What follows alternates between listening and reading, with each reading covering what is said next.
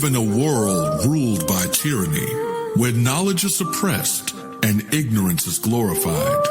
A world where propaganda and misinformation travel the airways at the speed of lies. But in the midst of the violence and chaos, a great awakening is taking place. And as the media empires continue to collapse, a new network is forming. A network of truth. A network of courage. A network of awareness. Peace and greetings. You are now tuned into the Network of Awareness podcast radio station, where we examine current events, politics, health, finance, and topics of cultural relevance in America and throughout the world, while bringing you insightful interviews with guests that will both educate and inspire you. And now, your host of the Network of Awareness podcast radio station, Aura the Informationalist.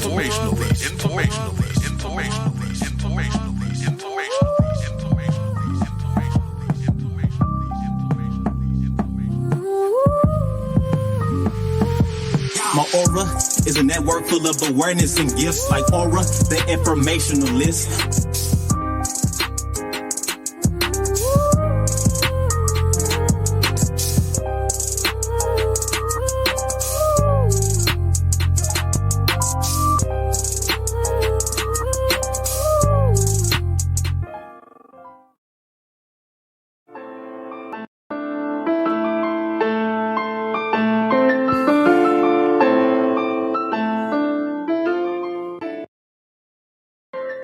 Yes, peace and greetings, people from around the world. Shout outs to all the Network of Awareness, to all the people that subscribe to networkofawareness.com and to the Network of Awareness podcast. Shout outs to all the people that follow us on TikTok, Twitter, Facebook, and Instagram. And to all the people that follow us on SoundCloud and all the other various podcasting platforms besides our publisher account on Spreaker. And with that being said, today is a Truth Seeker series episode with a very special guest. And he's going to bring some eye-opening, amazing, thought-provoking, critical thinking information. And it's none other than John Kerwin. He's the author of the Conspiracy Theory Survival Guide. And we're going to talk more about this, but I want to give you an introduction that we put here on the description. Now, even though this is a Truth Seeker series episode, this also has the Conspiracy is Not a Theory series to it as well. But of course, we can only do one series at a time. So I decided to put him on the Truth Seeker series because he is a Truth Seeker. So welcome to the Network of Awareness podcast. And in this Truth Seeker series, we're going to shed some light on the unsung heroes of truth like John, the truthers. In a world where seeking and sharing truth can come at a cost, this podcast episode aims to honor the courageous individuals who endure incredible losses and persecution for the sake of revealing information that liberates and expands the collective mind. Throughout history, the truthers are the fearless warriors of truth, have faced formidable challenges in their pursuit of unveiling the hidden realities that reshape our understanding of the world. They grapple with skepticism, ridicule, and often face personal sacrifices and persecution for daring to challenge established narratives and reveal the uncomfortable truths that lie beneath the surface. So join us as the Network of Awareness journeys and pays homage to the resilience and dedication of these truth seekers. We're going to delve into the story of John Kerwin. And as we delve into these narratives of bravery, resilience, and unwavering commitment to exposing information that mainstream society often overlooks and deliberately conceals. But we're not going to do that here today. And through the lens of John and many of the remarkable individuals that we're going to bring on this show for this particular series, we're going to explore the sacrifices they made, the losses they've endured, and the challenges they faced in their quest to awaken and free the minds of people around the globe. So the NOA podcast offers this platform to honor and understand the extraordinary struggles and resilience of truthers who remain steadfast in their pursuit of truth despite all adversities they encounter? Prepare to be inspired, people, by the story of John Kerwin and of those who have faced persecution and loss, yet persist in their dedication to unraveling the truths that shape our world. This episode will bring forth the narratives and individuals such as John Kerwin, who's the author of the Conspiracy Theory Survival Guide, who have dared to confront the status quo and challenge comfortable narratives, seeking to uplift humanity through the power of knowledge and truth. So join us as we acknowledge and celebrate the spirit of these truthers like John Kerwin, acknowledging their losses, sacrifice, and enduring passion for uncovering the profound truths that have potential to transform our collective understanding. Welcome to the Network of Awareness, people, as this podcast honors the unyielding pursuit of truth despite the cost, as we pay tribute to the extraordinary individuals who stand as beacons of knowledge, light, and liberation. Peace and blessings, people. Let's go.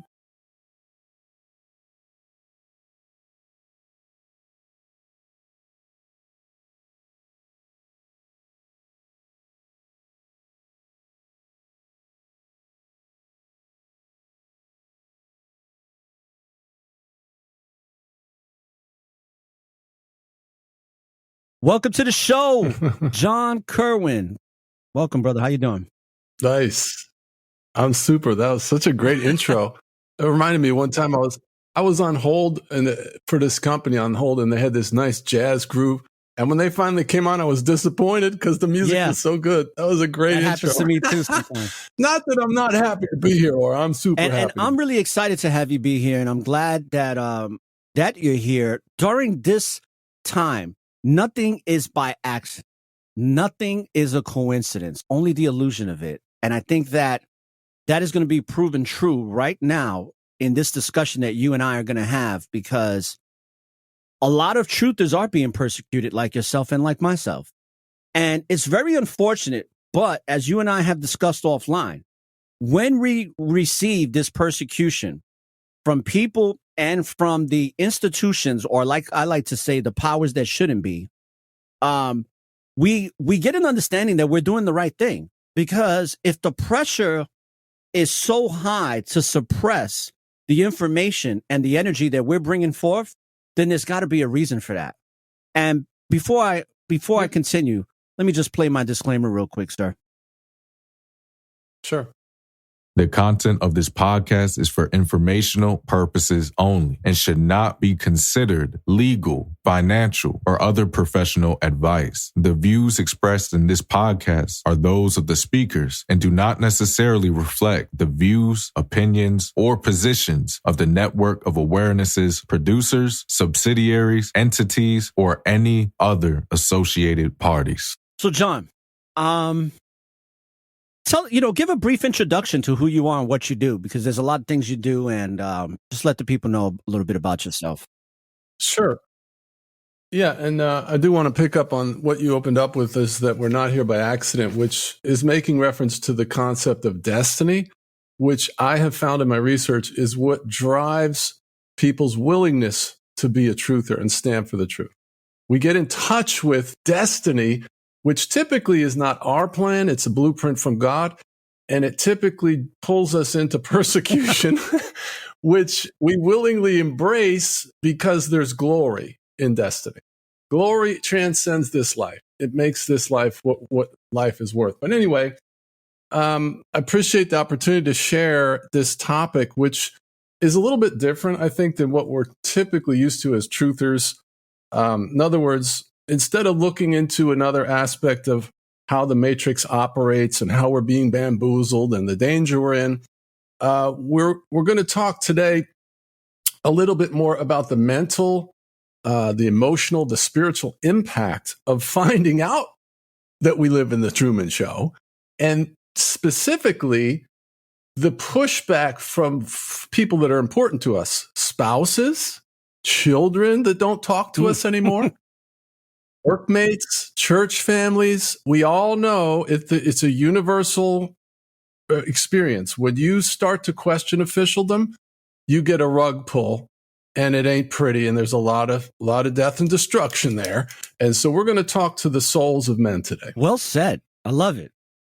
So let's talk to the souls of of humanity, because there's these dogmatic, really compounded narratives of beliefs that were given to us.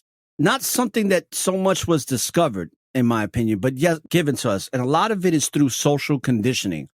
And from my experiences, what I've seen that comes from that is that people wind up believing in things that they were taught, that they didn't discover.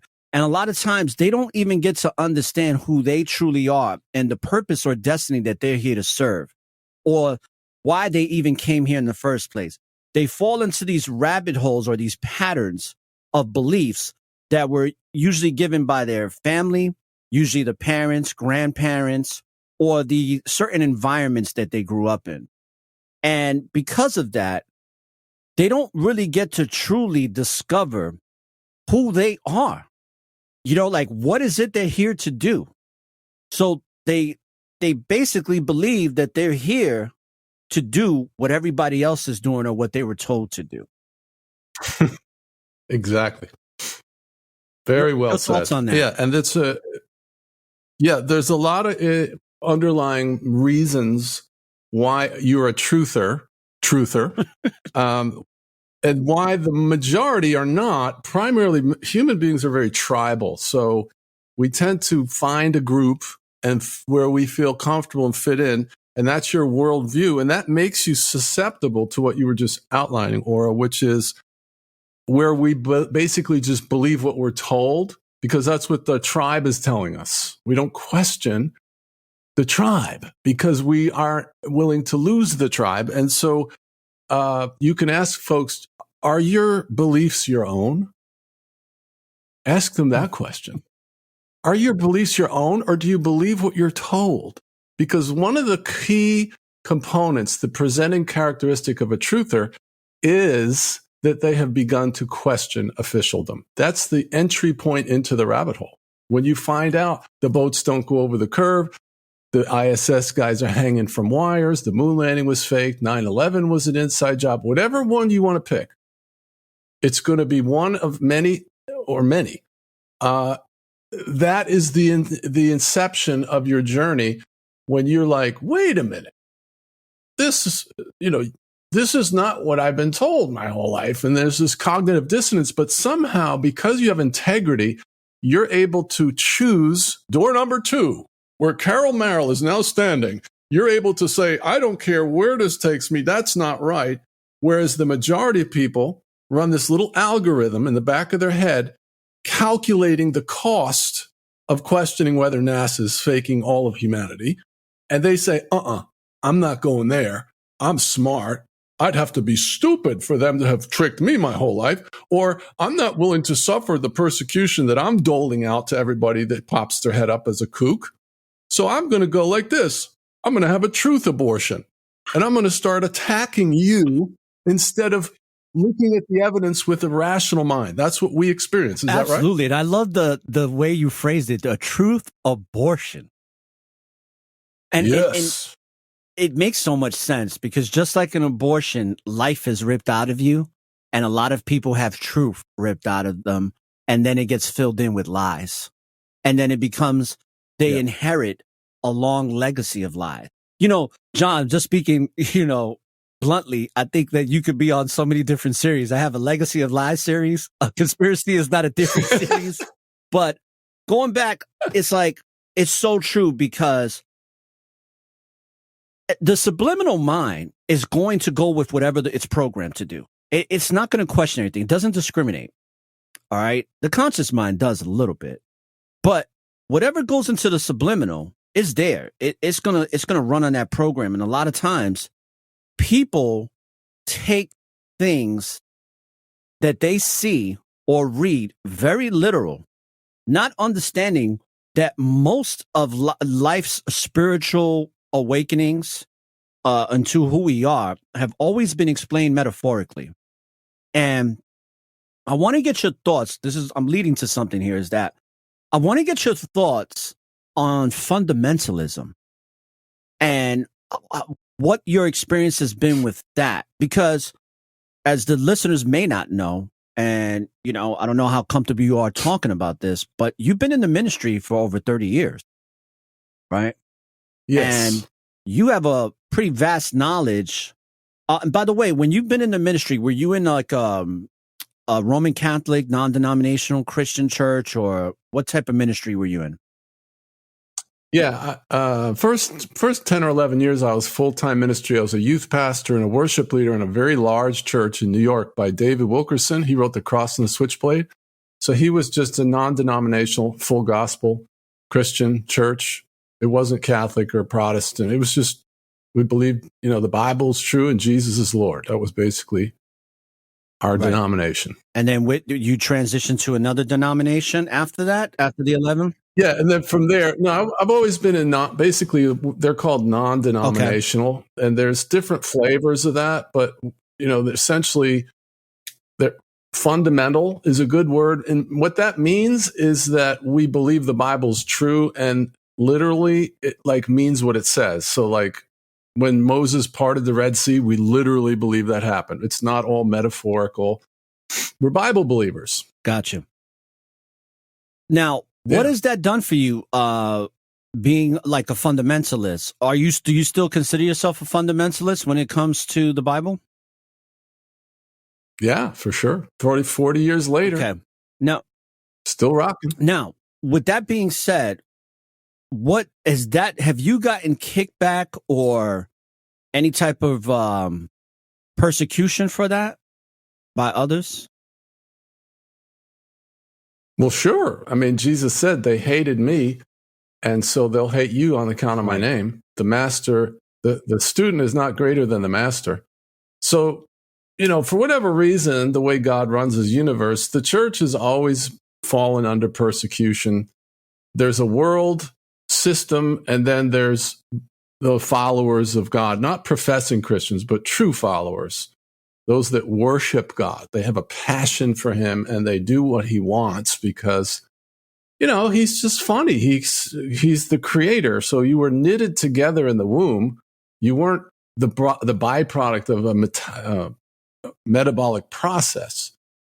David said, you knit me together while I was yet in the womb. So if you believe that the process of a birth is a miracle, then this creator God basically he feels like he has a claim on you, and you have to give an account for your life, and all of humanity has fallen through the original sin. And again, that's the story. You can basically believe the story or not. It's fine. I choose to believe it because I was 23 years old and I got invited to go into this church with a tap on the shoulder from the Holy Spirit. Just put it in my mind because I was in business to go to church and acknowledge. And the next day, one of my clients invited me. So I go to church, and I'll tell you, I wasn't planning on reforming my life.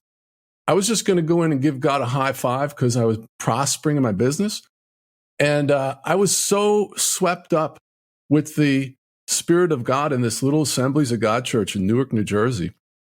And when the guy at the end of the thing said, hey, he goes like this, hey, if you're here today and you're not absolutely sure if you died, you'd go to heaven, you can come up and receive the gift of eternal life. And I remember thinking, Aura, I was like, man, if I died today, I'm absolutely sure I wouldn't go to heaven.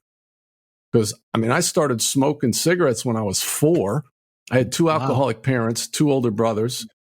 By the time I was in high school, I was the biggest dealer in high school. I'd already lived 3 lives by the time I was 23 when I walked into that church. So I was looking for the cure to the dark cloud in my chest.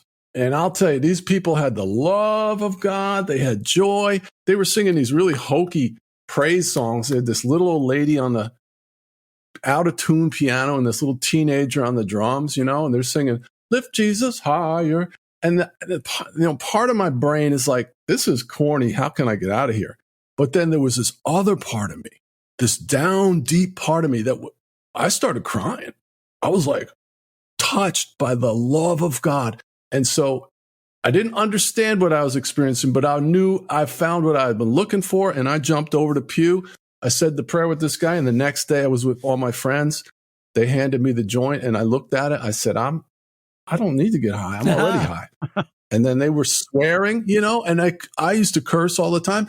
And all of a sudden the cursing offended me. And so something happened to me that nobody can take away from me.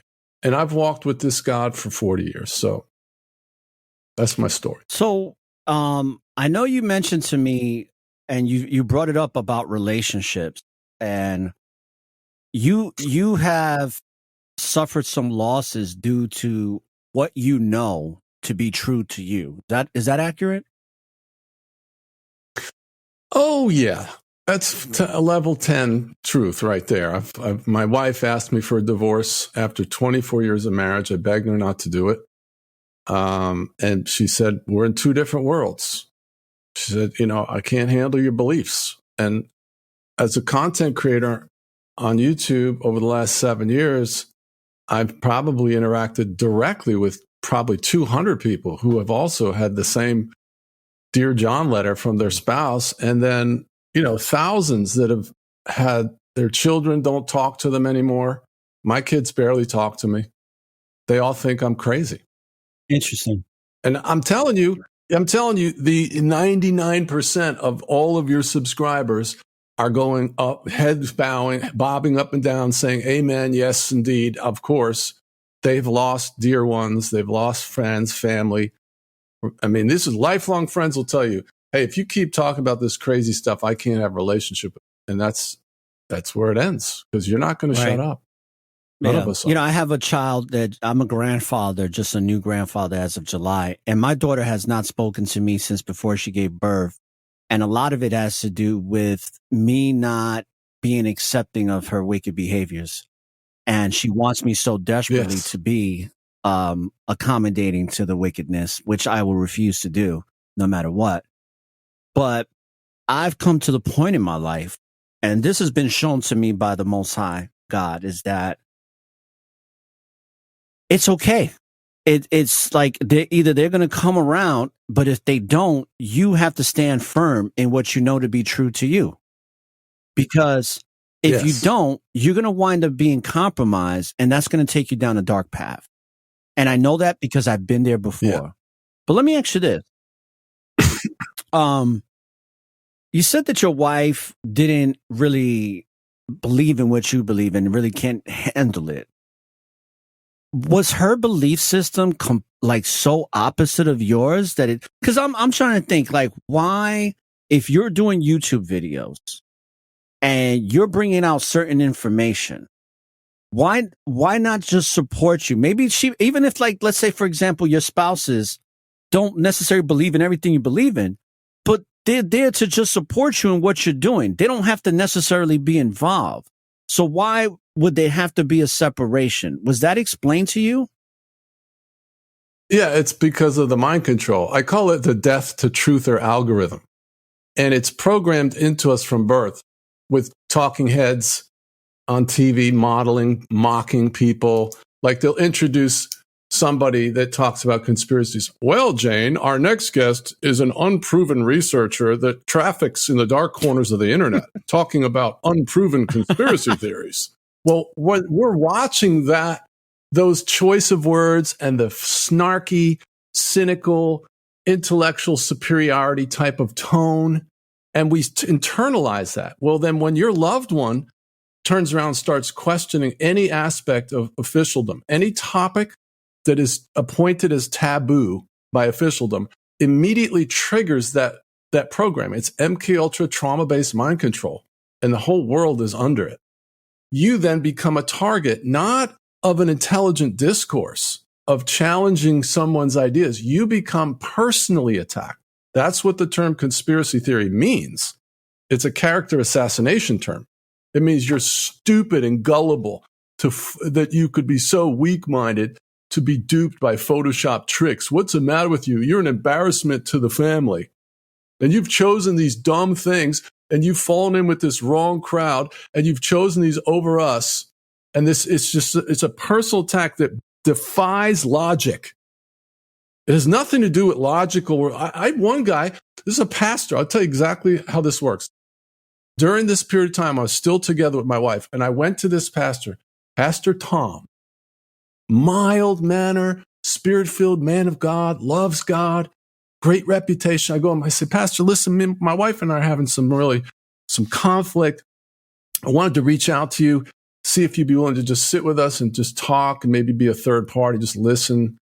Sure, John, no problem. Let's meet. And by the way, what is it that you guys are dealing with? I said, well, I'm part of a growing body of believers that have come to realize that what we've been told about the shape of the earth is just not the truth. The earth is not a spinning ball. It's a heliocentric model. It's flat and stationary, just like the Bible says. And, I also believe the Mandela effect is true and the Bible is supernaturally changing. And this is what he said. Well, if that's what you believe, then you're nuts and I can't help you. Click. Okay.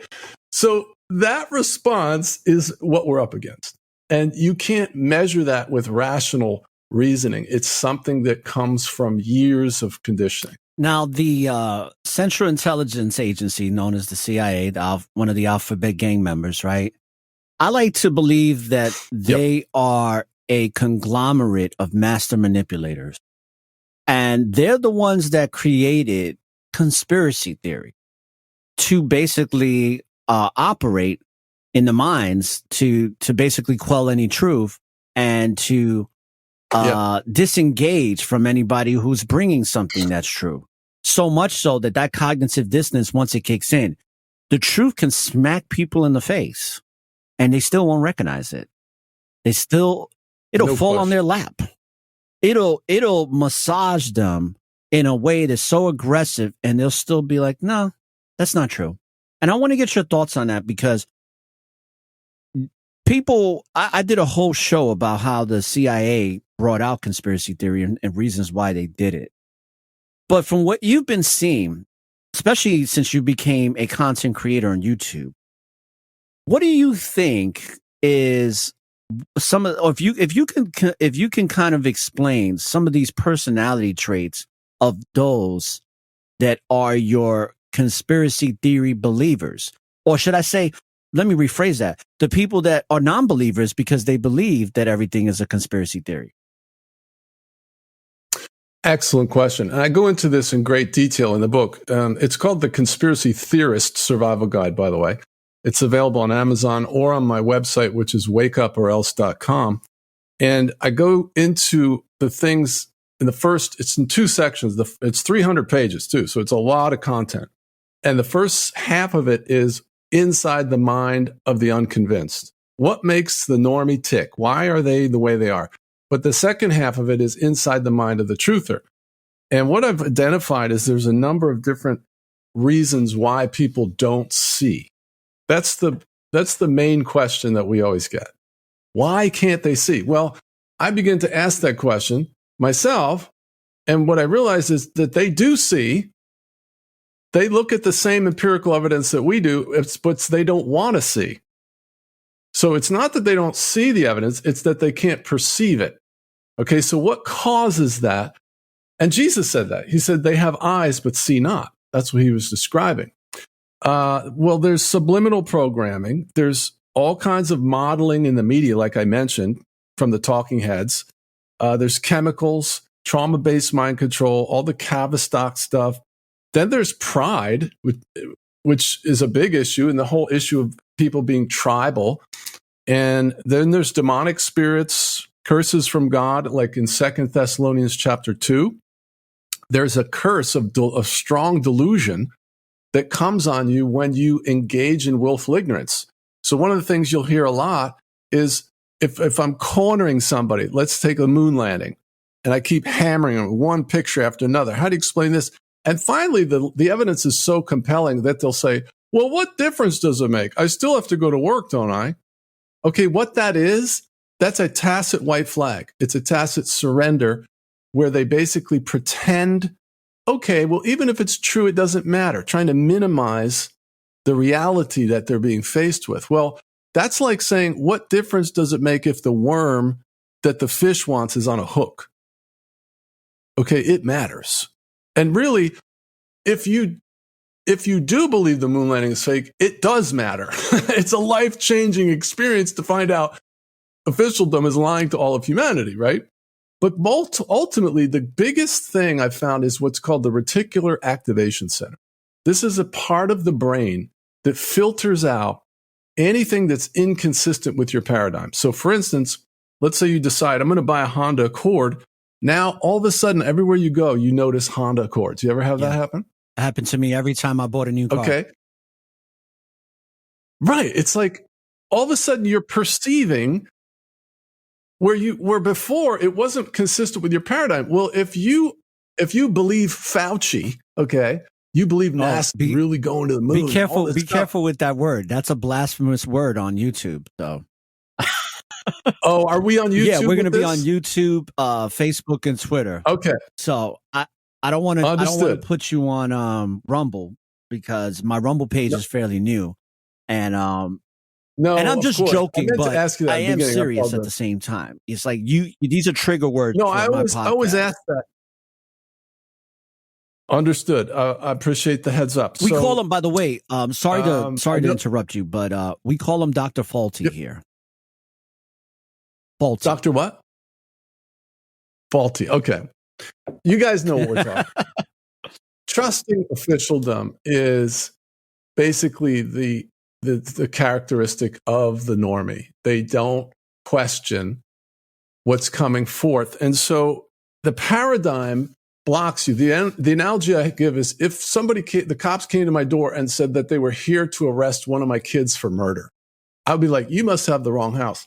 And they'd say, well, is this your kid's name and social? Yeah. And I'd say, you just got the wrong kid. And they say, but we have evidence. You know what I'd tell them?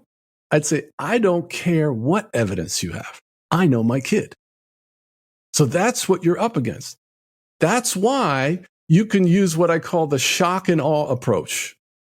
And you'll just use the moon landing as an archetype for conspiracy theories. You go to them with the moon landing or whatever it is, and you got 10, 20 examples.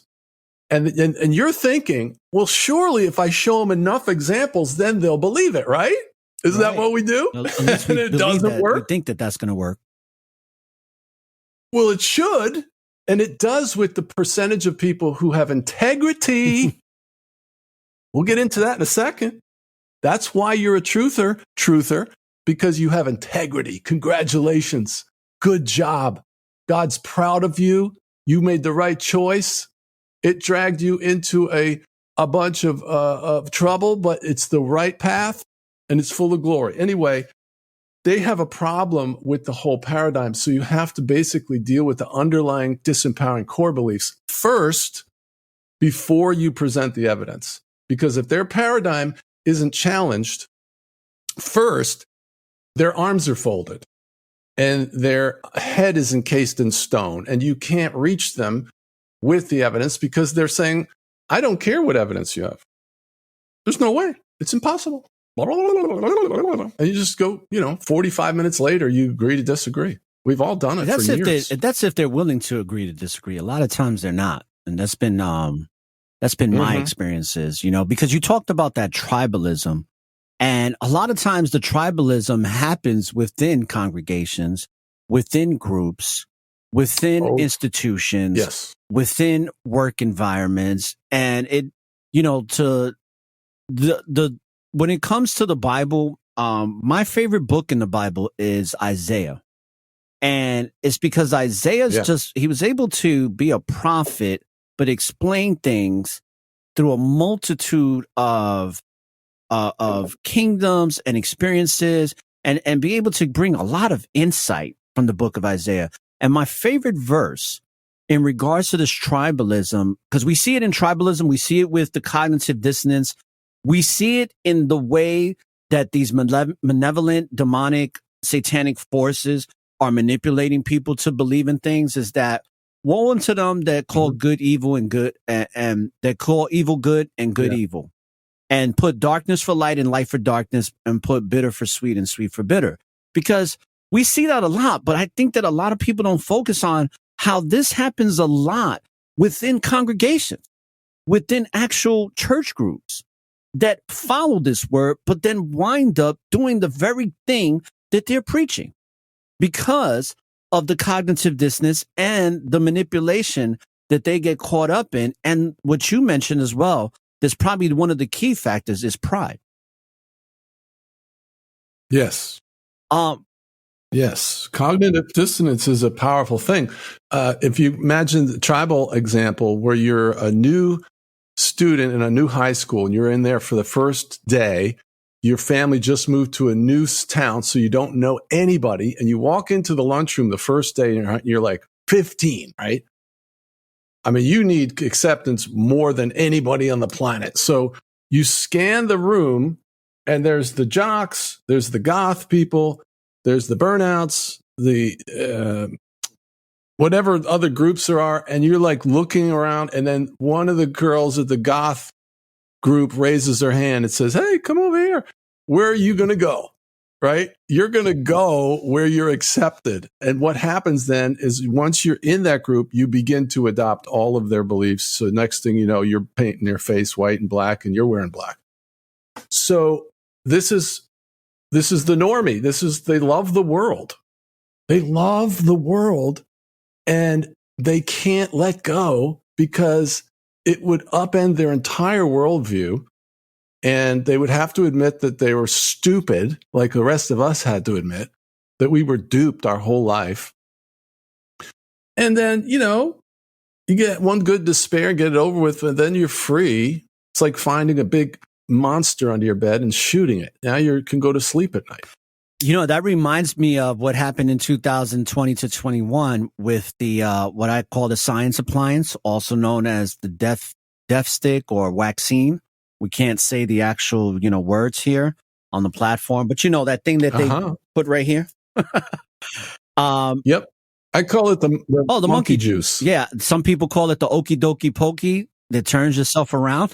Yes. I mean, we got a lot of names for it here. We can't call it the V word, right? Because the V word is, of course, that's prohibited. But I seen a lot of that with that where, and I was telling people this, they was like, "Hey, my cousin took it and they said they're fine and they're having no issues." And I'm like, they're having issues. They're just not telling you because that pride is not going to allow them to admit that they're wrong. And then there were people that were getting sick, having major complications, and then them saying, "Nah, it's not because of that. It's because of this," or "I usually have this happen to me," and all that. And then you're like, "But you're having it happen to you every single day for the past 7 months. That's never happened to you before." "Oh, yeah, but it's okay." And I've noticed, especially here in America, I can't speak for other places, but I live here in the United Shenanigans of America. And I can tell you that a lot of people I've come across, when it came to that time, they didn't want to admit that they were wrong. It was almost like they'd rather die with the lie than really just being honest with themselves. And having a sense of integrity to just be honest and authenticity with themselves, to be like, "You know what? I was wrong. My apology." Yep. Now there's been a few people like that actually have been able to do that. But for the most part, most don't, unfortunately. And right. Go ahead, John. I'm sorry, go ahead. I was just going to say, I've seen a bunch of people who took that procedure, right? And then they ended up getting the cooties thing anyway. And then they were on social media saying, "Well, I'm glad I did the thing because it would have been worse." I'm like, really? Really? It's that bad, isn't it? Unfortunately, I had a sister of mine pass away 30 days after taking the second one. And kidding me? They said it was an asthma attack, which it wasn't, obviously. But, that's the official narrative that was put on, the death certificate or whatever. But it's just interesting how just in the past 3.5 years now, going on almost 4 years now since this scandemic happened, we've seen society be exposed, especially in Western civilization. We've seen society be exposed in a way that I've never seen before. And I'm pretty sure it's happened throughout the ages, right? But I'm talking about in my lifetime, and I haven't been here for a long time. I've been here for 45 years. But in my lifetime, I have never seen a society be exposed as much as it has when it comes to lacking critical thinking, emotional intelligence, and overall intelligence. You know, just having an intelligence where people can think for themselves. I think that those three things were exposed in a way where it showed how much as a society we are lacking in those things. What's your thoughts on that? That's another great point. The masters of illusion have been masterful at getting us to shut our brains off. That's the core characteristic of the normie, is they don't question. And so what happens with us, though, is somewhere along the line, I believe that there is a great awakening, like you said in your introduction. But it is by design, it's a spiritual event. Like the matrix, we call it, is a natural construct, but there's also a metaphysical component to it, right? And so when you're going along as a normie, you're not questioning. All of a sudden, it's like God taps you on the shoulder and he goes, hey, did you notice that that's fake or something like that? We just get this one little heads up, you know? But then it's up to us to have integrity when we look at it. So what happens, though, and I'm sure your listeners can relate to this, right? For me, it was the Federal Reserve wasn't federal. That was my entry point. Because I was a day trader. I was a pattern day trader full-time for like 5 years. So I'm in the markets and I'm looking at, I find out the Federal Reserve is it's owned by foreign bankers. It's not part of the government, and it's a lie, and that's a conspiracy. And so looking back, it's sort of embarrassing how obvious it is, but that's where we were at then. And so I go like this. Well, obviously, all these people in Washington know that the Federal Reserve is not part of the government, but they're sure making us believe that, right? So then I go, if that's not true, what else isn't true? That is when you become born again, okay? That's when you go from being a normie to a truther, when you ask that question. Because then what happens is now your paradigm changes.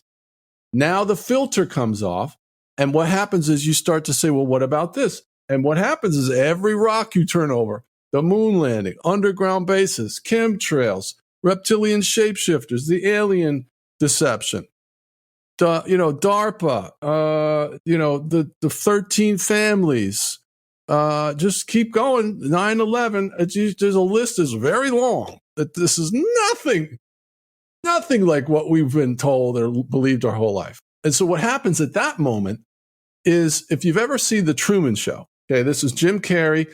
He's a part of a show. What do they call it? Reality show, but he doesn't know it. He lives in a TV studio. His fiancée is an actress. But then he starts to see things in this city that don't add up. And he starts getting inquisitive. And then he finds out, right? Well, I want you to imagine for a moment that after finding that out, that the next day he just goes, well, what difference does it make? I still got to go to work, don't I? And he just goes back to work. That's what your family wants. They want to put you back in the box. And you're like, I used to tell my wife early on, I said, honey, I got off the bus. I can't do life like we've been doing it because we live in the Truman Show. It's beyond, oh, that's ridiculous. It's like, but wait, I can show you. I don't want to look at that. You've already shown me all that. You care more about that than me. You're obsessed. All of these little exit ramps that the normies have to get out of looking at the data. Okay, we're rational. We're like, here's my 3-ring binder with, all the info. Now I don't want to look at it. Well, then what do? You're like standing there with your nerve endings hanging out. You're like all turned upside down. And you just can't pretend and clap like a trained seal when people talk about a whole list of things. I mean, the list is like 3 pages long of what now is crazy to them. And so you're put in a timeout forever. But here's a tinfoil hat and a scarlet letter, Okay, you're a boob. And basically you have to be silent for the rest of your life in order to be in fellowship with me. That's what we're told. Do you with the Truman Show, one thing that he realizes, the way he figures things out, is that he starts to notice pattern. And I want to talk about that because I think, and this is very important for the truthers to understand, and those that are in their journey of finding truth and are starting that journey, because that's where it all starts. It's you start to see the patterns like they're a video game, and you really start to see the matrix like a video game where you're like, just like how Truman said, he said, watch, this car is going to go by. This lady's going to walk by with her kid. This dog is going to bark. When you start really looking at your life and everything around it, and you start seeing the patterns, that's when you start awakening to truth, because you're like, wait a second, these patterns are so systematic and they are synchronistic in the way that they're happening day in and day out. That's why they say the same crap, different toilet, right? Or same stuff, whatever. And it's like people accept that, but then there's those that start to see the patterns and say, wait, something is off here. Something is not right. I'm seeing things, and it's like, just like in the Matrix where they saw the black cat, which that shows that there was some type of distortion within the Matrix. But also there's people like Cypher in the movie where they're in the truth. They're part of the truth, but they want to go back to the Matrix because ignorance is bliss, right? That's what because Cypher he said, I know that this steak is not real, but ignorance is bliss. It tastes so good to me. I want to talk about that with you. All of what I know, I loaded it up a lot, but I want to get your thoughts on that, because there's the people that are in their quest, starting their quest for truth seeking and kind of being like, I don't want to be in this matrix. I'm seeing the patterns. But then there's those that came into a truth and started having an understanding about the world that they live in, but now they want to go back into the world. Well, sure. I call it the happy life. Happy life? Happy wife? Happy life? Happy life. Yeah. Well, it's fun seasons in the sun, or, moving out of my, house into an apartment and I'm alone. It's not this is not Happy Bells. And so most people aren't willing to pay the price to walk in the truth. You have to be willing to go against most people. Right. I don't know why that is, but, that's the journey. That's the posse we're running with, and you take it or leave it. But like I said, there's glory. Glory doesn't come to those sitting on the couch watching Netflix. You got to get out onto the battlefield where the shrapnel's flying to watch God move and to engage your destiny. Your destiny is not your plans, basically. It's God's plan for you. And if you're willing to step into that, like Paul said, I have not been disobedient to the heavenly vision. Okay, so God has a plan for your life. Here's a scripture. You are his workmanship. That word is poema. It means poem.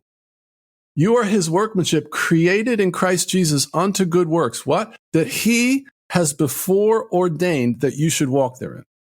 So the idea that God has a plan for your life is true. And typically, it's not like we have a martyr complex or that God wants us to suffer. But we live in a fallen world where free will is allowed, and most people want their happy life. So that's what we're up against when we start to question officialdom. However, okay, it's raining red pills now. Okay, and so you've got 120 major food manufacturing plants have blown up since January this year. Right. You got trains derailing where they're, chemical spills to drive you out of your home. You got John Kerry, this ghoul, this self-appointed czar of everything, going around saying we have to shut down the farms because of the carbon footprint. I mean, this is pure madness. These people are not even human, probably. They're weaponizing the IRS. The banks are closing. FedCoin is already in operation, but the companies, they're going to flip the switch on that pretty soon. BRICS is going live with their gold-backed currency, so the dollar's going to go bye-bye. Then you've got all this lawfare, like for whatever you believe about Trump and his whole circus, they are using the court system to prosecute people that oppose the official story. They're trying to start World War III. The censorship is ratcheting up. Like, they won't let me advertise my book. I tried to advertise the book. They said it violates the community guidelines. So, yeah. Oh, man. And so it's very, very difficult to stand in the truth. Is. And you have to have integrity. It's like I said, we wanted to get to this. Integrity is, I talk about this in the first chapter, when you're first presented with some of this stuff, it's really shocking. I mean, cognitive dissonance is a visceral response. It's a physiological response to information that completely contradicts what you've held your entire life, right? It's a very powerful thing. So what happens at that moment, though, is you have a conscience. Your conscience tells you between right and wrong. All of us are given that by God. So you got the devil on one shoulder and the angel on the other. Okay. And it just tells you this is wrong. NASA is lying, right? The Earth from space is a cartoon. It's 12 strips a data. They admit that.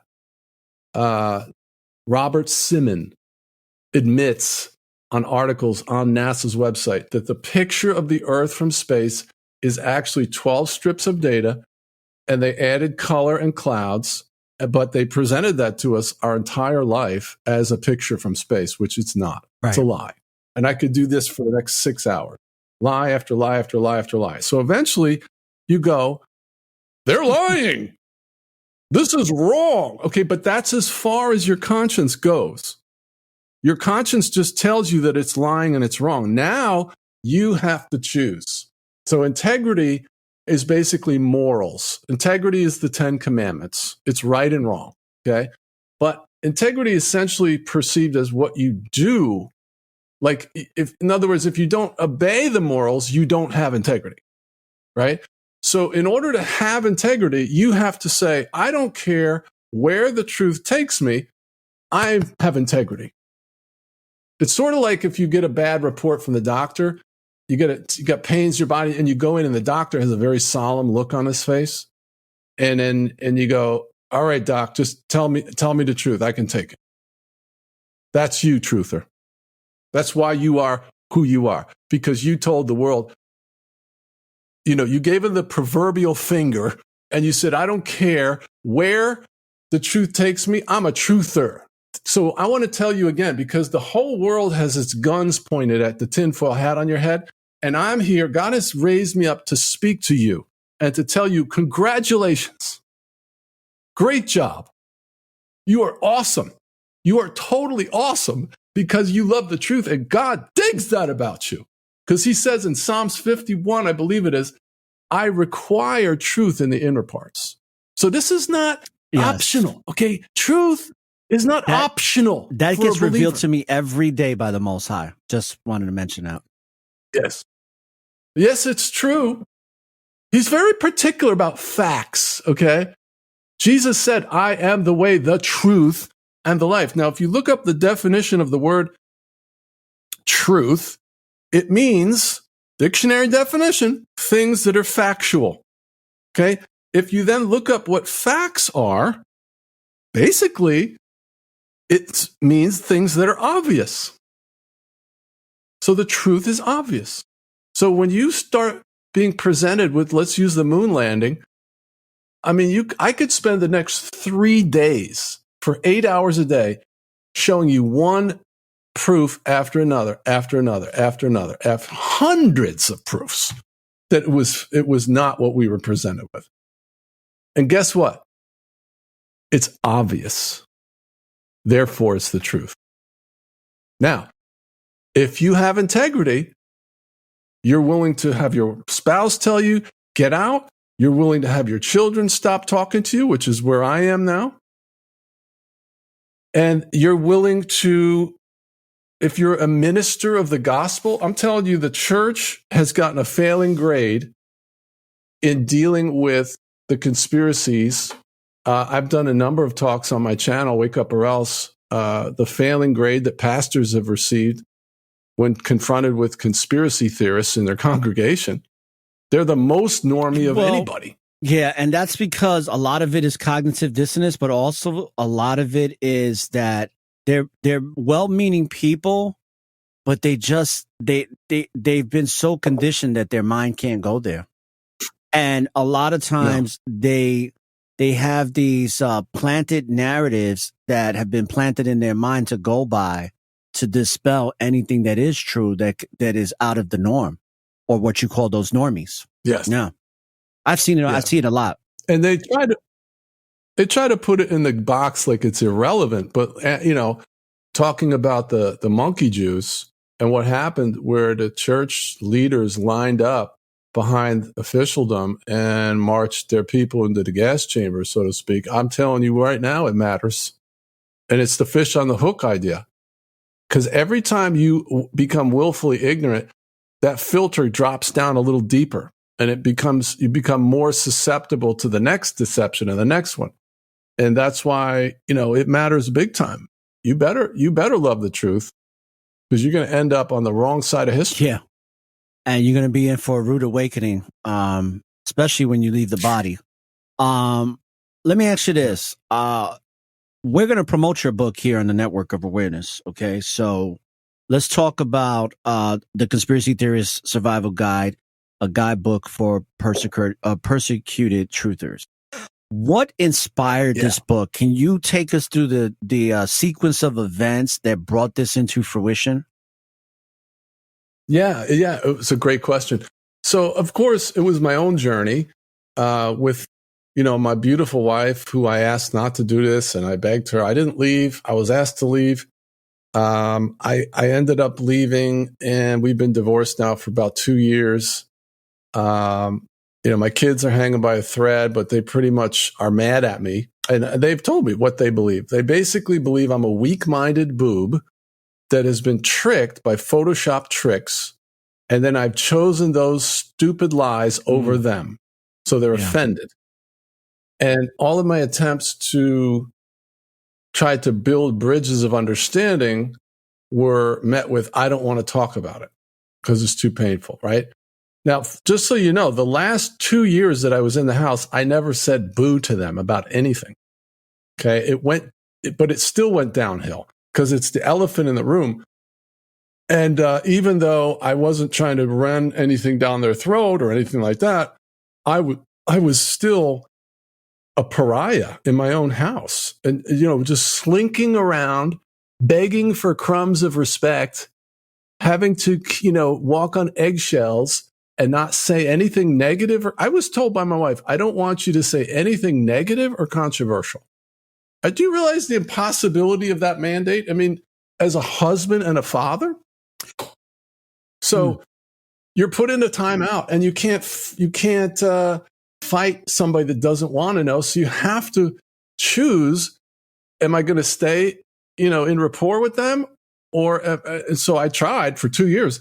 And I'll give you $1 million secret that I learned during that 2-year period of silence. I mean, I would go to the dinner table. I would just sit there. I was like, you don't want my opinion? You don't want me to guide you and counsel you? Fine. I'm here. I'm going to eat. I'll talk about hair, nails, fun seasons in the sun, but I'm censored. Okay. I got a muzzle, which is extremely disrespectful. I've been emasculated. I have been disrespected and misunderstood, and I have no recourse. So you got me. I called it being happy dad. That was my role. Okay. However, during that period of time, we'd be sitting there watching a movie or whatever, and the term conspiracy theory would pop up on the TV or some dialogue, and everybody would kind of look at me and snicker. Well, I got tired of being slimed. I got tired of being, shamed. And so I finally came up with this one-liner, and a lot of people really like this one. So if the term crazy, conspiracy theorist, trafficking in the dark corners of the internet, you're nuts, anything like that comes up, you hold up your little right finger and you say, excuse me, I may be mistaken, but I am not crazy. And I'd appreciate it if you don't use that terminology around me. It's very disrespectful. Good for you. Because, yes, and it was really empowering because I was trying to comply with their boundary of don't, force your beliefs on me. Okay. I mean, I don't believe that concept is valid because, you're going to go just jettison everybody that has a different worldview from you in your entire life. I mean, that's what life is. It's challenging your people's views and, persuading people. So anyway, it didn't work though. The silent thing didn't work is my point. And I ended up still being thrown out. Well, the thing is, I congratulate you because let me preface to say that I'm not insinuating that your family are narcissists, but it sounds like based on your experience that they inherited some type of narcissistic personality traits when dealing with you in that household. And it sounded like, based on what you were telling me, they were becoming very narcissistic in regards to your role in their life. And your wife set these ludicrous terms on how you should be as a grown ass man. And it made you feel like you were walking on eggshells because you were constantly being gaslighted to the point where you turned into Happy Dad, which in actuality, that is what television now portrays on any major family sitcom for the past 10 years. They want everybody to be a Homer Simpson. Yep. And it seems like, and like I said, I wanted to preface by not insinuating that your family are narcissists, but I think that when it came to you, that narcissism kicked in. And that's probably what made you feel like you were walking on eggshells because you couldn't be yourself. And that's what happens when you're dealing with narcissistic people and you're in a relationship like that. You can't be yourself. They're going to make you think you're crazy for what you do and believe in to the point where you don't even know who you are anymore. And it sounds like you went through those stages, but then you pulled yourself up and you rose from all of that discord and you found the truth in yourself. And unfortunately, it meant that you had to depart or you got departed from. But either way, you found peace of mind. Is that accurate in the way I explained it? Well, I mean, I don't know how much peace of mind I have. I mean, my life is filled with very difficult emotions. My children, I'm missing thousands of moments with my kids that I'll never get. And the pain is almost unbearable. But there's one thing I would maybe characterize a little differently than the way I hold them in the conflict. I don't consider them narcissistic. I consider them captured. They are mind control victims like all of humanity. And those that escape the matrix look crazy to those that are still in the matrix. And then, of course, I personally have my own issues where, like, I have a lot of complex childhood trauma from having two alcoholic parents and being a victim of severe sexual abuse. So rejection doesn't work well with me. I didn't beat anybody or, hurt anybody, but, I could have probably handled some of this blazing rejection better. But when I got into creating content, what I found out was that my experience was universal and it really was validating. That's why the book is so well received. People just love the book because it basically validates their journey. And I'll give you an example of how you know it really isn't you. Okay. What I was told verbatim is if I talk about, quote, crazy things, then I can't have a relationship with you. Okay. I call that shut up or else orders. That is an ultimatum.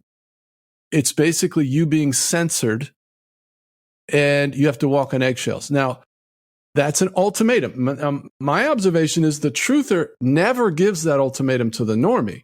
We never say, if you don't talk to me about the moon landing, I can't have a relationship with you, right? We don't issue that. So what does that tell you? What that tells you is it's them that are incapable of having, meeting in the middle. they're the ones ramming their worldview down our throats, because by giving me that ultimatum, they're saying you have to at least pretend you believe like I do, or else I'm going to kick you out, which is very evil, by the way. Yes. It's Yes, it extremely is. evil. Yes, it is. And I can't be a pretender. I don't know about you, John, but I can't. There's no pretending in me. I can't. Pretending to me is like, if I was to pretend, it's like cutting my oxygen off. It's like suffocating me. That's what it feels like. Yes. Yes. And I cover that in detail, why the truther won't be quiet. And I understand, like, you have to use wisdom. You have to pick your battles. You know, a lot of people say, I don't talk to anybody about these things unless they come to me. I understand that concept and I practice that, but you can't apply that to your spouse and your children. You're designed as the father to raise your children. That means you discipline them, you guide them, you instruct them. Well, that was ripped from me.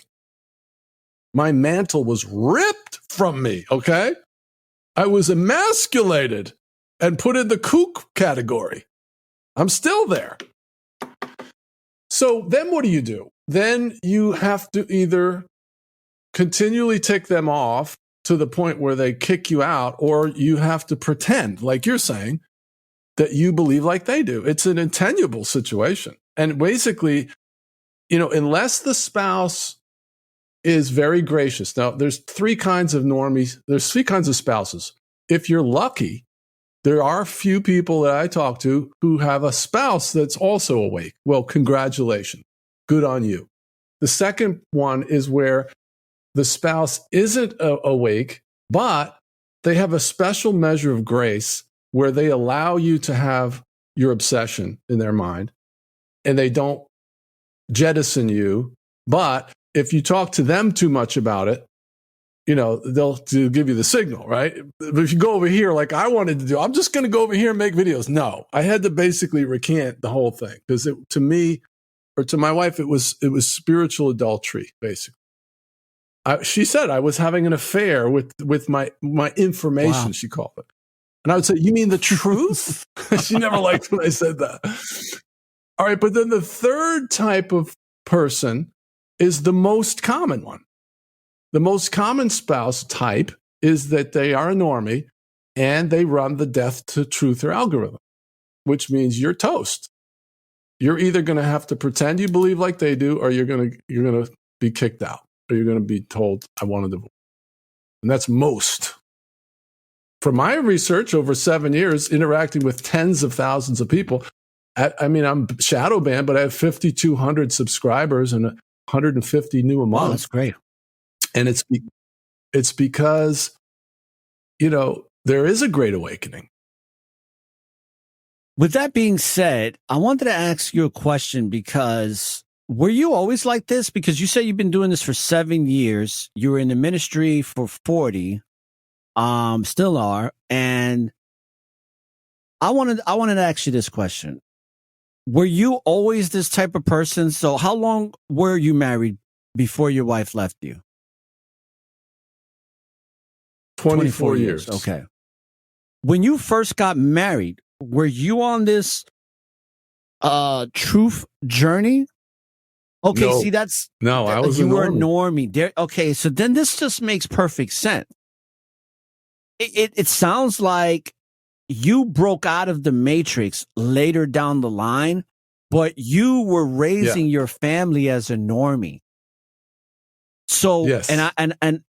And I'm not, how can I word this? Because do you ever think that maybe some of this is your own fault because you raised? Well, that's what I was trying to say before. And I of course had that sentiment, but it wasn't until I started making content and I started interacting with hundreds and hundreds of people regularly who are on the same journey. And they would all post these comments like, yeah, my wife divorced me. My husband divorced me. My kids don't talk to me. My best friend doesn't talk to me. I mean, it's like 100%. Right. Like not everybody's losing relationships, but everybody's getting persecuted, having conflict. And most of it is really bad. And so that made me realize, okay, well, maybe it wasn't all me. I don't blame them 100%. But I tend to be, I'm like Mach 5 with my hair on fire. Okay. So I'm not like, I'm a content creator.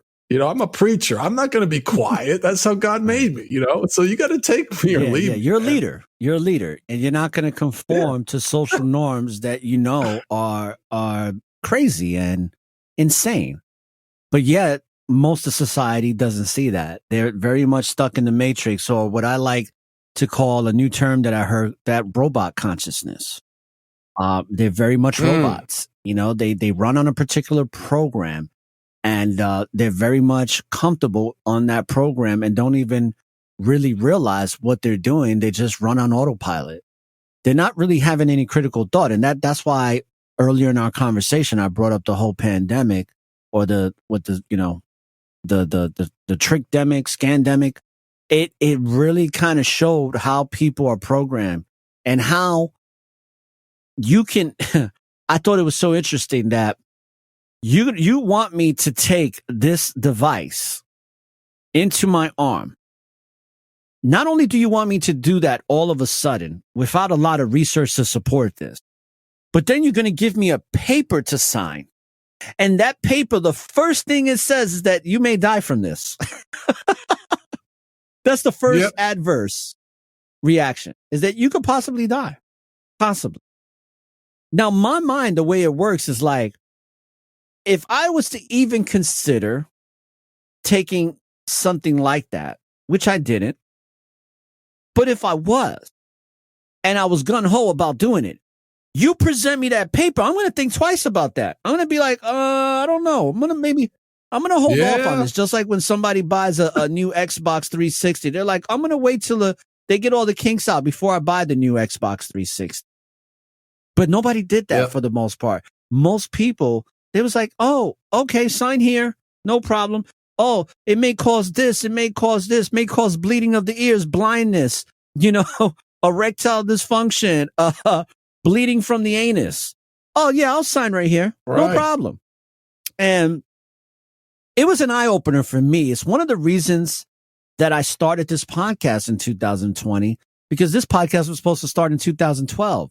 But because of procrastination, self-doubt, listening to the naysayers, I never did it, right? Because I just, unlike you, I did grow up I had some trauma. I didn't have the trauma that you had, but I had a lot of emotional trauma, a lot of like a negative talk, a lot of like, you're not going to be nothing. You're not going to do this. You're not going to accomplish that. And that really I still struggle with that sometimes in certain endeavors that I want to take on, because the self-doubt starts to kick in. But going back to the original question about what led you into writing this book is kind of, what led me into starting this podcast. I got put in a predicament where it was like the Most High was like, either you're going to do this for me or you're not. And if you don't do it for me, I'm not going to really do I'm not going to bring anything into your life that's meaningful. You are going to become a normie, so to speak. Like, I'm going to allow you to be in this world because you're not truly pursuing the destiny and the purpose in which I had you come here for in the first place, which was to be one of my messengers. That's awesome. So going back to how the book came to be, can you explain what was that definitive moment to where you like, this is going to happen and there was nothing that was going to stop you? Yeah, it was really two things. I saw how much I was being shadow banned on YouTube. So when the first two videos I released, I got like 150,000 views. Now, if I release a video, I'm lucky if I get 1,000. Well, the interest hasn't gone lower. It's gone higher. I had somebody call me today. They said that they have to resubscribe to my channel every week. So, we're fighting a system that's blocking us. And then I saw, all these posts over the years of people, spouses who divorce them and their kids don't talk to them. And I realized, if I wanted to be able to reach a wider audience to encourage and disciple people, I had to create a book. And I took like 6-7 months off, lived off of savings, and wrote the book. It was the hardest thing I ever did. I mean, that was really hard. It's complicated. I mean, you got to pay $2,000 to have somebody edit it. It cost me about $5,000 to launch this thing. And then, of course, Amazon's not allowing me to advertise, so we're trying to do guerrilla marketing. It's just, it's a battle, man. But I wrote it because the need is universal, and there's nothing out there. If you go to Amazon and you put in the book section, you put in conspiracy theory, you'll get two kinds of books. One is all of the books trying to convince people that we're crazy, right? Like books like, hey, your spouse has fallen in the rabbit hole. Here's how to get him out. And then the other half of the book is people trying to convince you that the moon landing was fake. Well, we already know it's fake.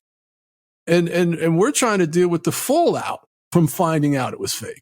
And that's my book is the only one that I know of.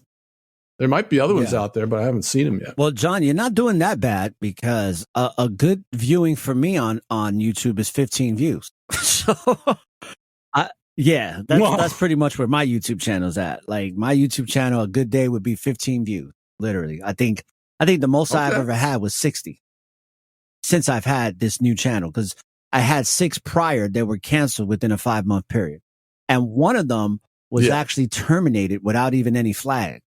Without any warning. It was just literally shut down. Mm-hmm. And it's been there's things that I'm searching online, things that were sent to me by people that I collaborate with on how to overcome this, because one of the things is that when you're putting your stuff out on YouTube, you don't own it. YouTube owns your stuff. So there's ways and apps now that you can actually own your stuff and put it on YouTube, but you have full ownership of it. So that's the stuff that, really? I'll send you the information. It's stuff that I'm looking into. All right. Yeah. Because this is, and I'm glad we're having this discussion because I want to send this stuff to you for somebody like you, because we have to have ownership of our stuff. Our content creators and creators across the board, we put in a lot of work for this, and we can't have these virtual governments capturing and taking hold of our intellectual property and making it their own just because they exist. You know, and then on top of it, you got these people like the Logan brothers that really started this movement of just putting the most dumbest nonsense on video on these channels, and it gets millions and billions of views. And it's just it's stupid stuff. It's stuff that makes you dumber. Yes. It doesn't do anything for you. Yep. But then you got the content that can really transform someone's life. And it's getting flagged and banned and shadow banned. Yeah, right. You know, it's amazing because a lot of people tell me, they're like, hey, man, I checked out your stuff. I checked out your podcast. It's like, this is really good. I'm going to continue listening. Where have you been? I'm like, I've been here for 3.5 years. Well, why don't I know about you? Because they keep blocking me. And I've come to the point where I don't get upset about it anymore. I'm just trying to find solutions to where I don't have to be attacked. Like, I want to get to the point where I don't need YouTube at all. You know, I really don't. Mm-hmm. Right now, I'm using them just to get more, exposure, even though it's very minimal, because I would love to have 150,000 views, but I'm not getting that. And I'm at the point now where it's like, all right, this is what I'm going to do. I'm going to really focus on the podcast, on the audio end, and really build that up, get those downloads that I need, and just continue to fight and find ways to succeed and not let this malevolent force allow or get me to quit, because that's what they normally do. They get people to quit because when you're putting a lot of time in this and you're doing it because you're passionate, but because you're putting a lot of time, it's good to get revenue from it so that you can keep putting energy to it. So you don't got to work some mundane job doing something else that's going to take time away from fulfilling your purpose. But unfortunately, a lot of us have to battle through that. And it's a challenge. It's a challenge that I consistently go through for the past 3 years. Yep. It's no joke. There's no joke answering the call. And I feel your pain. It's encouraging, though, that they're censoring us for a reason.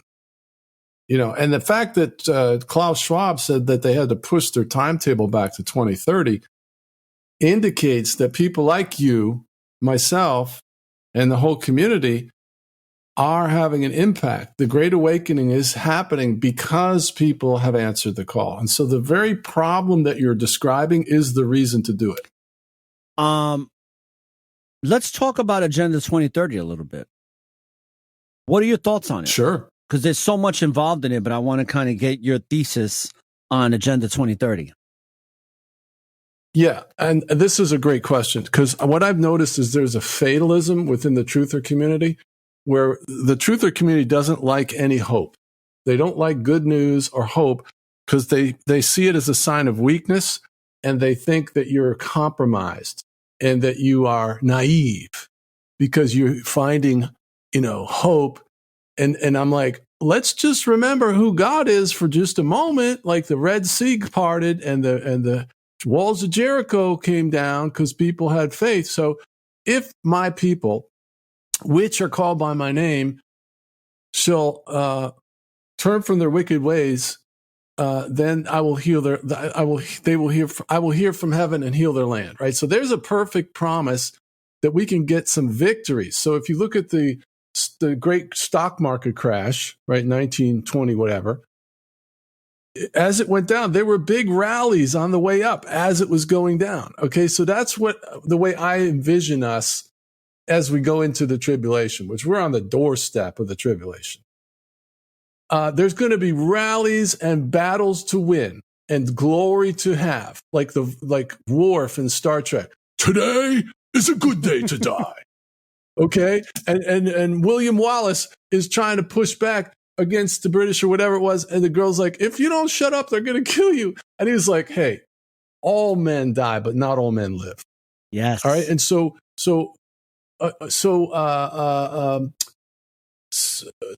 some men are born to greatness, others have it thrust upon them. Right, and so Jesus said, I want you to occupy till I come. So my personhood is a projectile to be shot out of the gun of destiny into the teeth of the lion. That's what I am. I'm a bullet. And God can spend me however he wants. But there was a guy, I remember this guy, he was like a missionary, and he just believed that nothing, until God was done with him, nothing could happen. This guy would walk, I'm not exaggerating, he walked onto battlefields to minister to the soldiers. And the bullets would just be flying around him. So this is an hour for boldness, for men and women of God to rise up in their destiny and not to blow up their families on purpose. Okay, God said, whatever I put together, let no man put asunder.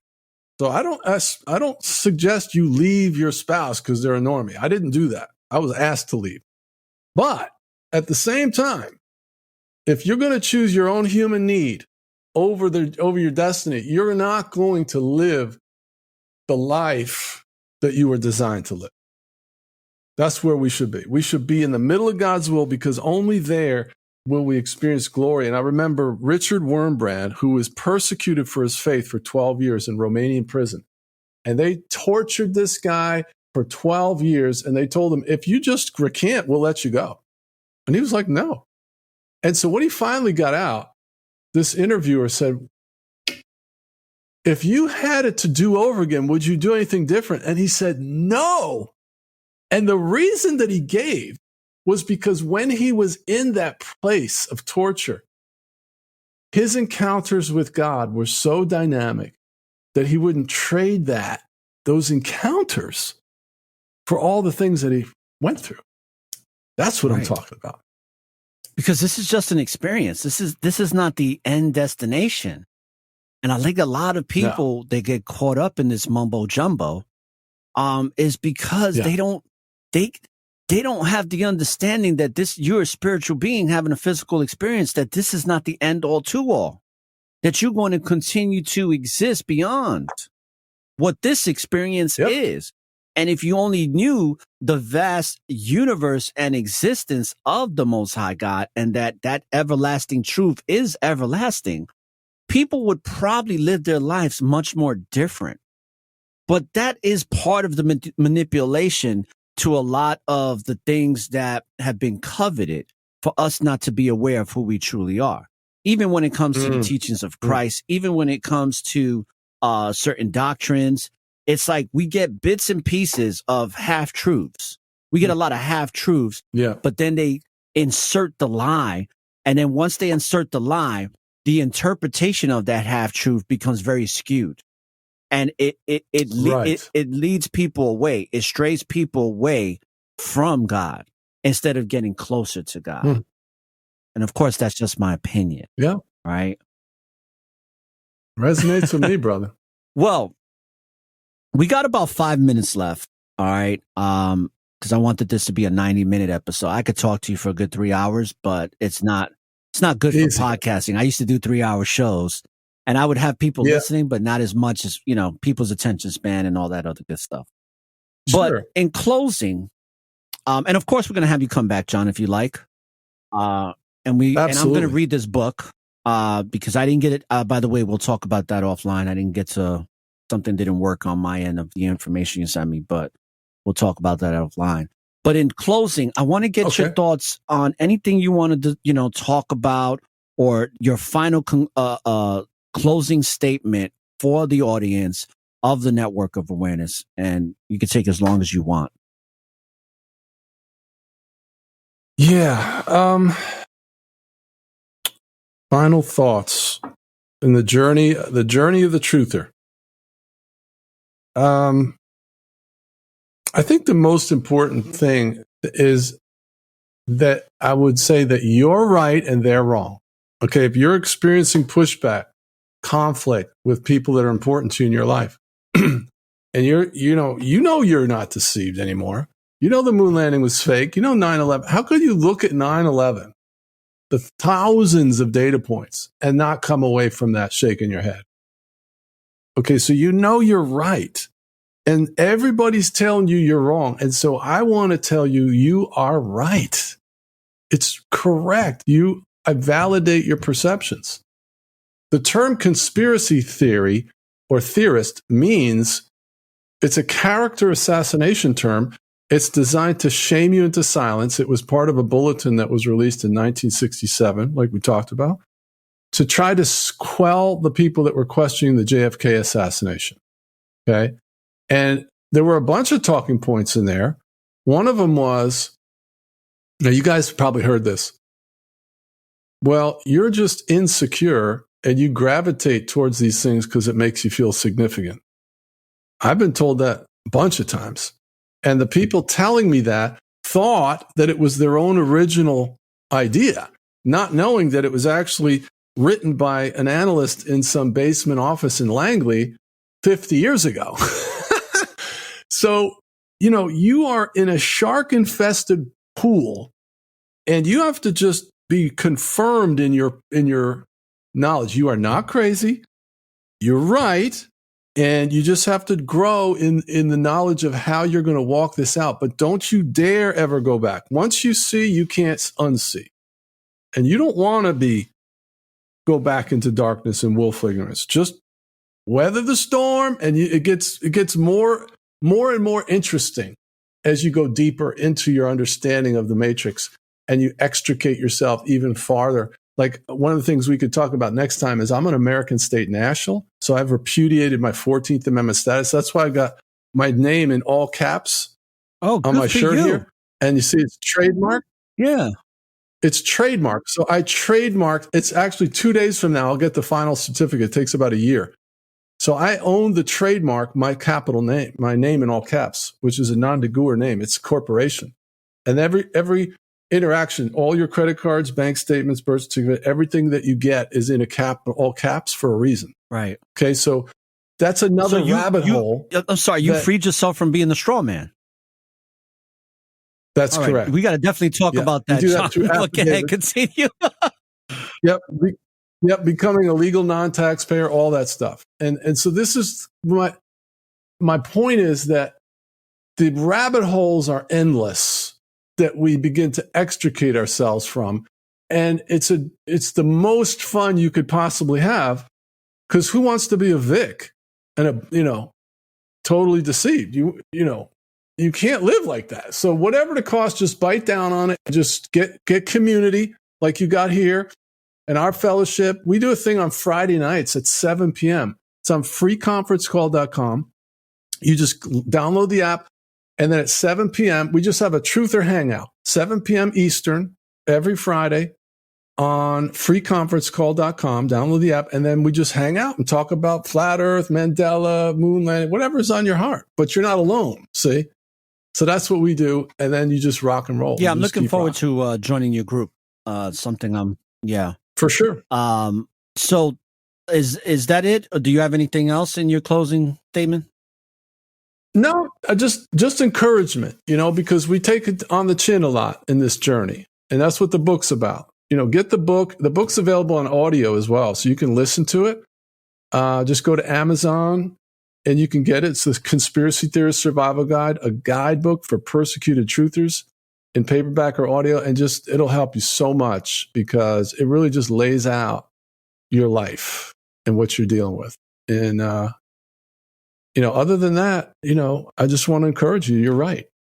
Yes. To all the truthers out there, be grateful for the opportunity that you've been given to be a messenger of truth, and really embrace that. No matter how hard it is, understand that you were built to endure, and you have an unsurmountable amount of resilience within your spirit to go this course and take on this journey, no matter how hard it is and challenging.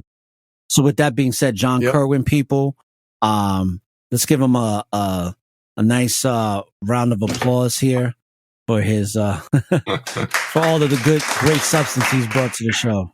All right. And I want you to stick around for a second until I close the show out. But thank you again, John. Can't wait to have you come back on other series of shows in the very, very near future. I'm for people that want to learn more about, they want to get this book, want to learn more about what John is doing. And also, if they want to join that conference call every Friday night, all of that information is going to be in the description box once this show is posted, because, of course, this is a pre-recorded episode that will air live. But a lot of great information in regards to being a truth seeker and what that entails. So I want to thank you, John, again for coming on. And stick around here for just a moment while I close out the show. Thank you. No problem, man. Thanks, everybody. And for all the people that are tuning in, download these shows, support the Network of Awareness. If you want to donate, we have our PayPal and Cash App. And of course, you can download this episode Audible on anywhere podcasts are played, as well as downloading it from YouTube, Facebook, and Twitter and other platforms. We're pretty much everywhere. So definitely support and help us to overcome these virtual governments. And with that being said, people, I just want to say that when you live in the present, there is always an opportunity for a new beginning. So start your new beginning on your journey to truth and knowledge and wisdom and understanding. And don't look for the light at the end of the tunnel, because the light is and always will be within you. So light up the tunnel and find your way through the darkness. This is Or the Informationalist saying peace, love, and light, and all praises to the Most High. May the force of the Most High stay and be with you.